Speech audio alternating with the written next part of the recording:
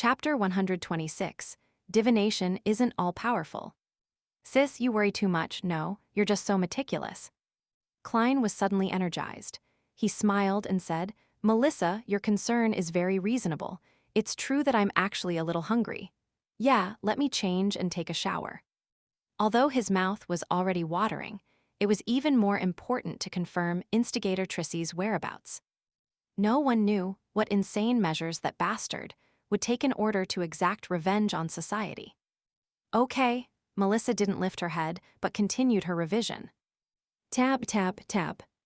Klein ran to the second floor and entered his bedroom. He locked the door, took off his jacket and underarm holster. Then, he took out a simple silver knife from the drawer. After sealing his room with a spirituality wall, he took a breath, steadied his emotions, and walked 4 steps counterclockwise. After the usual incantation, Klein appeared once again in the lofty palace above the gray fog. He was getting used to the mad ravings that he heard during the transportation process.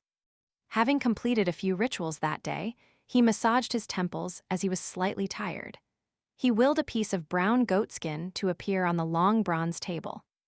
Klein thought seriously, then wrote down the divination statement, Trissy's whereabouts.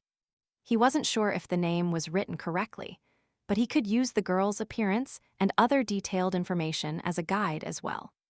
He held the goatskin and leaned back into the chair. He recalled the things related to Trissy in his head, then recited the divination statement 7 times. He emptied his mind, closed his eyes, and entered a dream state with the aid of cogitation. In the illusory scene amidst the fog, he saw a steam engine that spurted dense smoke and sparks. He also saw the rows of leather seats in a clean train carriage. The gentle and sweet-looking Trissy, with her round face and long eyes, sat near a window. There was a checkered fishnet hat on the table before her. Klein made repeated attempts to confirm the train number, but he failed to discern it. Soon, he couldn't stand the pressure and left his dream. The long bronze table and illusory crimson stars appeared before his eyes again. I could only confirm that Trissy took the steam locomotive and left Tingen. There weren't any more clues. Sigh, it seems like this mysterious space only helps me eliminate interferences, but it doesn't do much to enhance the standard of my divinations. Klein wrapped the edge of the table and thought about his next step. Through the divination, he could be entirely certain that the target had once been instigator Triss. The new Trissy, however, was already fleeing Tingen. Given the circumstances, he didn't think his new divination would help done. Klein quickly made a decision. Captain already said that he would send a telegram to Backland, Enmat Harbor, and other main stops along the railway, so they Trissy will be placed on the wanted list throughout the country. I won't report the divination result then, in case it would draw suspicion towards me. Klein quickly made up his mind, because regardless of his warning, Dunn was already using the most appropriate measures to follow up on the matter. Since he couldn't see the train number in the dream divination, using the spirit pendulum and other methods would be equally ineffective, even if he attempted to do so by process of elimination. It was just like the situation with the red chimney. At that moment, he felt mentally drained, so he didn't stay above the gray fog any longer, but enveloped himself with his spirituality and simulated the feeling of falling. When he returned to his room, his mind was filled with the thought of tasty, glistening mud. I must add some fennel, praise the lady. Klein swallowed his saliva, swiftly removed the spirituality wall, and opened his door. The next morning at 20 minutes to 9, he entered the Blackthorn Security Company with his cane in hand. Good morning, Klein. I have good news. Rosin waved her hands excitedly from behind the reception desk. Klein's eyes lit up as he asked, We caught Trissy. Trissy, who is she? The green-dressed Rosin looked lost. You probably don't know her. What's the good news? Klein redirected the topic. Rosin replied with a glowing smile, The captain's request has been approved. The police department is going to transfer 2 police staff members who have come across supernatural incidents to be clerks here. I finally don't need to frequently stay up all night. Praise the lady. That's great news, Klein echoed sincerely. After exchanging a few more pleasantries with Rosin, he went through the partition and went underground. He planned to continue with his mysticism lessons. When he passed the captain's office and the Nighthawks' recreation room, he popped his head in and looked around. He saw that Dunn, Leonard, and the rest were still there. It meant that the search and elimination investigation the night before had failed to return anything worthwhile. The rest would be handed over to the police department so that they could take care of the tedious follow-up tasks. At first, Klein wanted to chat with the captain to get an update on the situation, but he saw that captain was busy typing telegrams, so he decided not to disturb him. He could ask the captain again at lunch. He went underground by following the stairs and saw the two classic gas lamps in their metal racks. He saw the ever-quiet corridor, which was lit up by the light behind the glass. He breathed in the cold but refreshing breeze, took a few steps, and suddenly stopped. He suddenly looked towards the gas lamp, and his eyebrows gradually creased. He had made a crucial mistake. A mistake that could only be made by someone with knowledge from Earth. In his divination above the gray fog the night before, Klein had seen Trissy taking a steam locomotive. Hence, he subconsciously believed that it was something happening at that moment. But this world had yet to invent electric lights or similar equipment. When the sky grew dark, there were almost no steam locomotives in operation that ferried humans. Klein, who was accustomed to trains which operated at night, had instinctively missed out on that fact. In other words, it wasn't something that happened last night. It was a scene from the future, which meant that it was going to happen that day or the day after. Klein's heartstrings tightened and he paced back and forth. Then he went upstairs again. He knocked and opened the door to the recreation room, and he saw that Leonard was reciting a poem by the window, looking helpless. Klein ignored Kenley, Rial, and Sika Tron, who were playing cards. He looked towards Leonard and said, "I have a question for you. Would it be that you want to learn tricks to entertain the ladies?" Leonard teased, putting down selected poems by Roselle.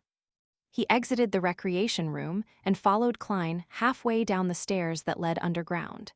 He then looked into Klein's eyes and said with a chuckle, "It seems like you did a successful divination last night." Klein didn't explain further but said straightforwardly, "I divine that Trissy will leave on a steam locomotive." After their conversation at the workhouse in the Westboro, he didn't mind appearing slightly special before Leonard. "Steam locomotive, the earliest train is at 7 in the morning." Leonard took out his pocket watch from his shirt and flipped it open to take a glance. "No time to waste. I'll tell the captain that I received a reliable tip." He quickly went upstairs and left the Blackthorn Security Company.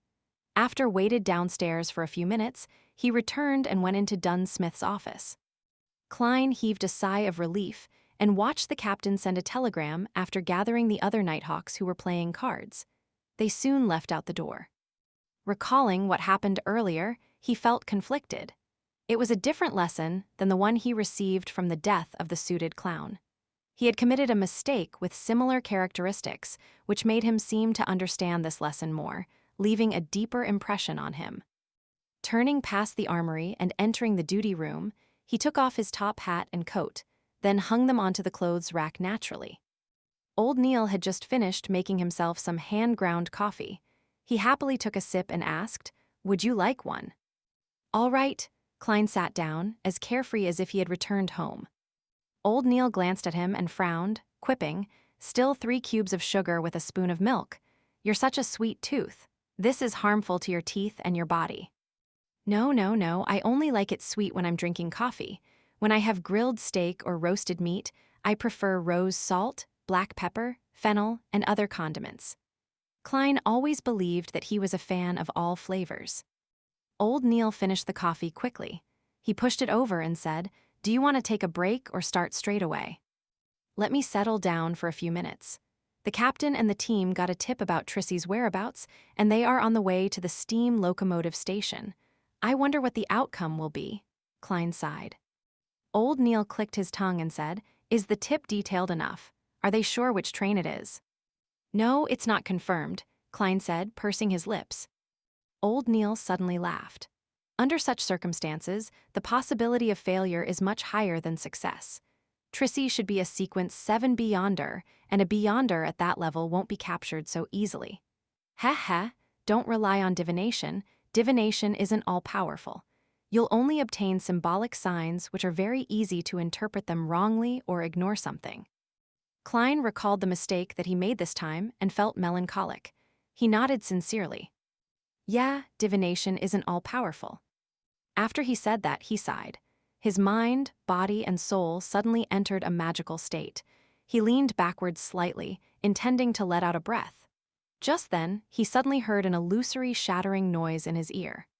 He felt something dissolving inside him, blending together with his spirit. Klein half closed his eyes and experienced the unique and indescribable feeling in silence. Klein didn't need anyone to tell him that it was a result of the complete digestion of the seer potion. The first town that the Tussock River passed by after it flowed through Tingen City was called Weenia. It was also the first stop from Tingen to Backland for the steam locomotive. On the platform, Trissy changed into a long beige dress and put on a woman's circular hat. Fine fishnet gauze hung down from the edge of her hat, covering half her face. Her appearance became blurry and indiscernible. She had already sent a telegram to her partner in Tingen to remind the other person to be careful. She told them that she had used money she burgled to buy a steam locomotive ticket to Backland. The reason Trissy didn't get on the train from Tingen, but went downstream to Weenia, was because she still had her instinct and rich experience as an assassin. Well, a train let out a long and sharp whistle as the long metal behemoth chugged to a stop next to the platform while spurting smoke and sparks. Trissy didn't carry any luggage and entered the first cabin. At the same time, she decided to get off the train after 3 stations and enter Backland through other methods. In the basement of St. Selena Cathedral, Klein closed his eyes and leaned backwards in his seat. He took in the complete digestion of the potion, and he faintly saw one illusory star after another. Those stars seemed to share a baffling connection with him, and they seemed to want to lump together and fuse as one. After the indescribable feeling of hunger and thirst receded, Klein returned to normal and stopped having any additional experiences. But my mind feels a lot more relaxed and pure. He opened his eyes and thought. At that moment, he knew that he had become a real, complete seer.